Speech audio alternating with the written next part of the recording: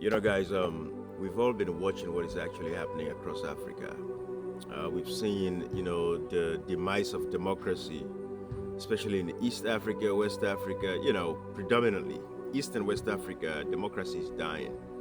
And the people have to stand up to save their democracies. And when they're doing that, we've seen that the leaders are actually killing their own people because they don't believe in protests anymore. We've seen what happened in Tanzania recently. Allegedly, they're saying that probably over 700 people have lost their lives. We saw the same thing happen in Madagascar. We've seen Mozambique. We've seen Kenya, right? And when the people resist, they get killed, they get slaughtered. So these African leaders don't respect democracy anymore. Same thing in Sierra Leone. So this is what I think is going to be the next strategy of African people.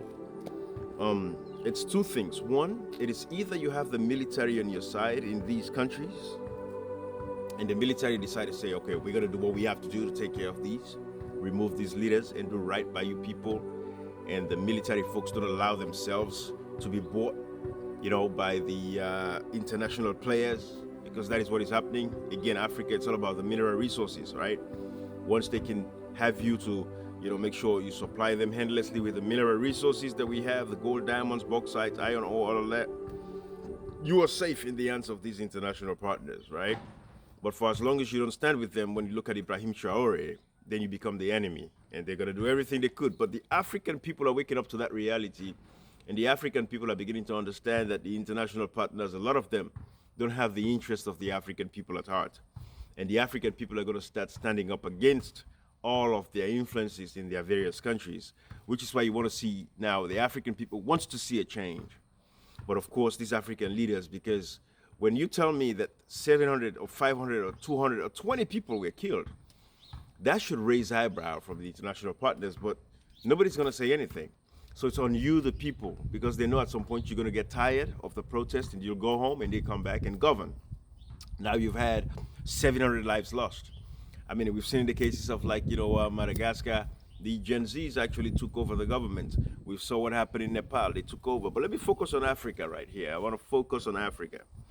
I think, like I said, it's going to be two options for African people. Either the military come and do the right thing, like Ibrahim Traore, or secondly, what is actually going to happen is that the African people are going to start rebellions again within their country. So rebel wars in the East Africa, West African region.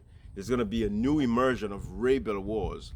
However, what the people have learned from rebel wars is that we're not going after our own people.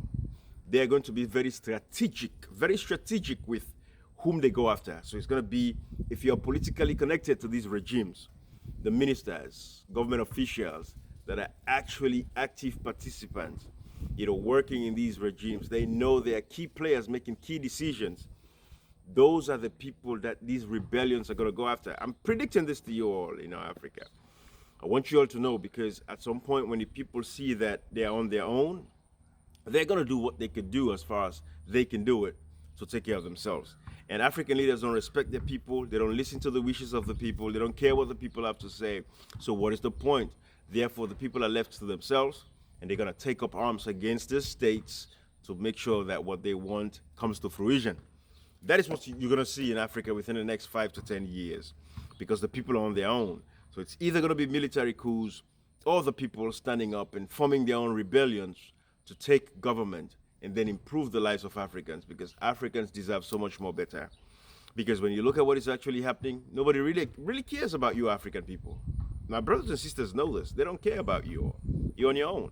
If you don't have a good government who's going to look out for you, in the examples of Brother Boko of Botswana, these guys are doing pretty good.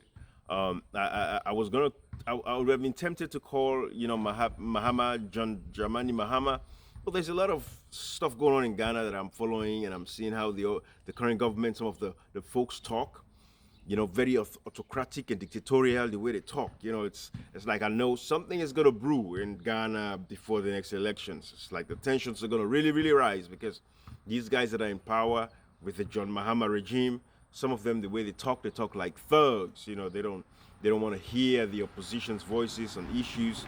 that are affecting the country. So I don't want to go to Ghana right now. I don't want to talk about Ghana, but I'm just telling you guys, African people, they've seen that okay, protest is part of the constitution, and when they do protest, they get slaughtered, they get killed. Therefore, African people are going to decide what they want to do. If the military does not step in and do the right thing by the people, improve their welfare, improve their well-being, provide the basics that African people need, you know, hey, clothing, water, right, electricity. These are just the basics. Improve on the infrastructure. That is all African people are looking for. We're not looking for a lot, right? We just want to be able to fend for ourselves, you know, take care of ourselves. So these leaders that we have are failing us right now, and I think you, the African people, have a responsibility to step up, and that is what's going to happen across Africa in the next 5 to 10 years. We're going to see a lot of rebellions, them taking up arms against the state to correct the bastardization of democracy across Africa. I think that's what's going to happen.